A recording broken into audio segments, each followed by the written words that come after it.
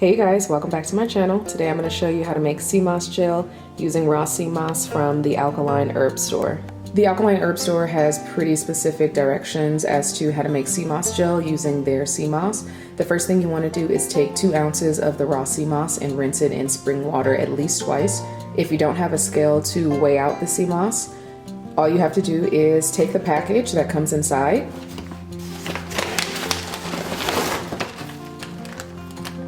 and split it into 4 servings. One bag is 8 ounces, so if you split it into 4 equal parts, then you'll have 2 ounces. So you should be able to make 4 batches of CMOS gel using this one 8-ounce bag. After you've rinsed the 2 ounces of raw CMOS twice using spring water, you're going to take the rinsed CMOS and you're going to soak it in spring water for at least 24 hours. I'm using 3 cups of spring water to make sure I cover the raw CMOS entirely because it's definitely going to expand as it continues to soak in the spring water. After you have soaked your 2 ounces of CMOS for 24 hours, you're going to remove the CMOS from the spring water and rinse it one more time.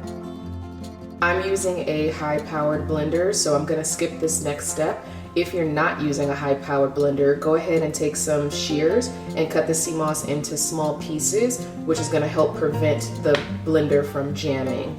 Go ahead and add the soaked CMOS to your blender. Once you've got your soaked CMOS in the blender, you're going to cover it up with about 2 cups of spring water.